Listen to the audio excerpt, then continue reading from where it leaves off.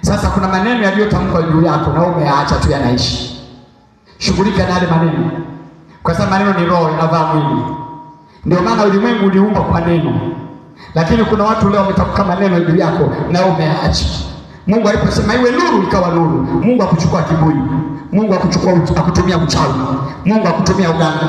Mungu alisema iwe nuru, ikawa nuru. Mungu akaona ni njema.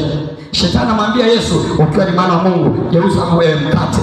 Yesu akasema imeandikwa, hatutaishi kwa mkate tu, bali kwa kila neno litokalo kinywani mwa Mungu. Kumbe ulimwengu wa roho unapambana kwa kutumia neno. Ndio maana Biblia inasema ombeni bila nini? Kukoma.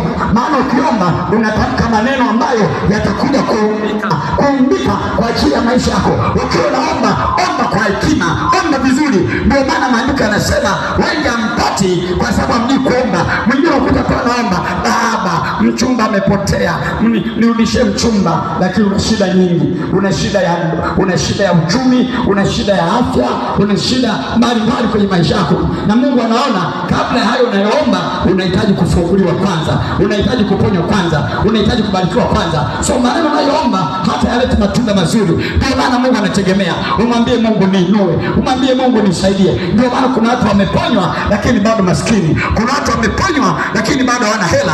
Hujui namna ya kuomba. Tamka maneno, sema neno na itakuwa katika jina la Yesu.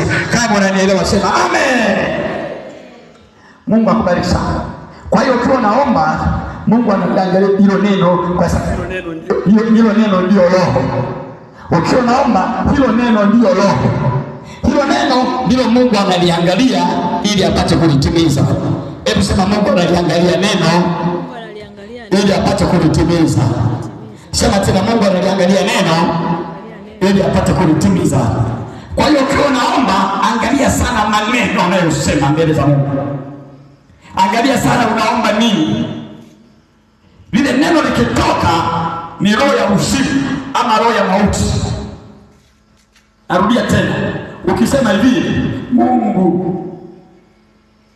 mimi mbwa tu baba, unakuwa mbwa. Pale unakuwa mbwa. Ukisema hivi, ukiomba unasema hivi, Mungu mimi ni mdudu mchafu nisiyestahili. Unakuwa mdudu, unakuwa mchafu, unakuwa usiyestahili. Kwa sababu Mungu analiangalia neno litokalo kinywani mwako. Mungu analiangalia neno. Ndio maana yule Yairo alimwambia Yesu, sema neno na mwanangu atapona. Sema neno. Yule kamanda wa kikosi naye akamwambia Yesu, sema neno, mtumwa wangu atapona. Naona kumbe Mungu analiangalia neno. Na Mungu anasema naliangalia neno litokalo kinywani mwako nipate kulitimiza. Naona Mungu anasubiri neno, sema neno. Malaika wapo walitimiza hilo neno. Mungu haji kwa kila mtu, ila kila mtu ana malaika. Everybody is with our own angel.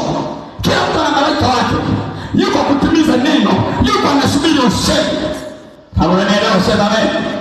Malaika wanasubiri hilo neno. Wanasubiri. Mungu anasema naliangalia neno nipate kulitimiza. Neno litokalo kinywani mwako nitalitimiza. Na neno linalotoka kinywani mwa Mungu pia nitalitimiza. Halitarudi bure. Neno likitoka, kanuni ya neno likitoka huwa halirudi bure. Hebu sema neno likitoka halirudi bure. Kama unanielewa sema amen. Wewe unadhani wa serikali ni wajinga?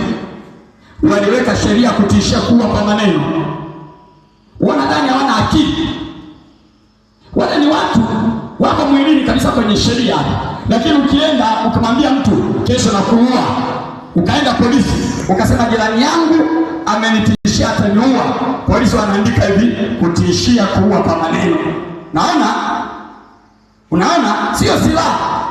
Akisema pia atakuchinja. Unasema jirani yangu ametoa panga akaniambia nikimfuatafuata atanikata vipande. Wanaandika kutishia kuua kwa kutumia silaha. Kwa hiyo wanachambua kwa kuwa neno ni sheria uzima. Wanaangalia huyu amesema ataua kwa kutumia maneno. Wanaanza kuangalia huyu asipoua leo kuna siku atamuua. Ndio maana sasa aliyetishia kwa maneno wanamuita, wanamwambia siku huyu mtu akipata shida yoyote ni wewe. Kwa hiyo anayetishia kuwa kwa maneno, huyu anapewa kazi ya kumlinda aliyemtishia.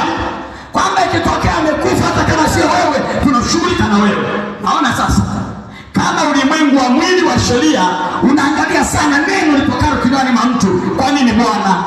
Kwa nini Bwana asiangalie zaidi? Kwa nini Mungu asiangalie zaidi? Kwa nini wewe usiangalie zaidi maneno? Kwa nini usiangalie? Kwa hiyo kama unasemewa maneno, wewe unayakusanya tu unayosemewa, ila wewe usemi kwa ajili yao. Hiyo ndio shida ulionayo.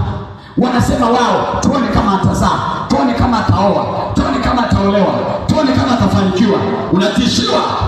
Unatishiwa kwa sheria za rohoni. Umetishiwa rohoni kichawi. Tutamuona atafika wapi? Tutamuona umetishiwa. Unapaswa uende kwenye mahakama ya mbinguni, umwambie Mungu nimetishiwa. Alafu Mungu anasema eleza na wewe hoja zako zenye nguvu upate kutimiziwa nini? Mahitaji yako. Mungu akwambia na wewe eleza, unataka iweje waliokutishia? Unasema mimi Mungu naomba walionitishia yawapate wao, walionitishia yasinipate yawapate wao, waaibike wao, waugue wao, wapigwe wao, wasambaratike wao, washinde wao. Mungu anayachukua ile maneno, anawaambia malaika, fanyeni kazi ya maneno, nataka kuona majibu yametokea na huyo mtu amefurahi mara moja. Kama unanielewa sema amen. Sema tena amen. Ndio maana kwenye maisha yako ya imani shughulika sana na maneno. Shughulika mno na maneno. Usiache maneno. Ukienda mbele za Mungu angalia sana unaomba nini? Unaomba nini? Usije ukakama wale watu watatu. Mungu ana wakati wa kupatia mambo ya kuomba. Suleimani anatufundisha hekima. Anasema Mungu alimwambia omba utakalo nami nitakupa. Suleimani akapiga akili ya haraka. Akaomba jambo moja tu, naomba hekima. Naomba hekima. Kama ungalikuwa wewe umepewa nafasi ya kuomba na shida ulizo nazo na magonjwa ulio nayo na maskini ulio nao na taabu ulio nayo, ungeomba nini? Kama unanielewa sema amen. Unapopata nafasi ya kumwomba Mungu. Kuna watu wao wanasema ningepata nafasi kama ya Suleimani ningeomba mambo mengi sana. Nafasi hiyo unayo hata leo, kwa sababu leo ndio neema. Leo neema. Mungu ni yule jana leo na hata milele. Kama Suleimani alivyoomba, wewe unamzidi Suleimani. Nafasi ya kuomba unayo. Ndio maana Mungu ameshasema ombeni bila kukoma. Lakini wewe huombi. Wewe unalalamika tu. Wewe unalalamika tu. Na ukiomba, Yakobo anasema unaomba vibaya. Mungu anategemea utoe hoja zenye nguvu. Lakini wewe hoja yako haina nguvu. Unakuta mtu hoja yake ni moja tu. Yaani Mungu, siku ukinipa kitanda na mimi nikala vizuri, tasta kwa sita. Mungu anaona huyu naye muhimu kabisa. Baada uombe hela. Kwa sababu ukipewa hela, utanunua kitanda, utajenga nyumba. Suleimani aliomba hekima, akajua ndani ya hekima kila kitu kitapatikana.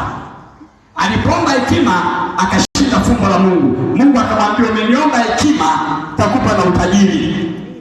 Kuna jambo ukiomba unapewa na ambaye hujaomba. Kama unanielewa sema amen. Kama unanielewa sema amen.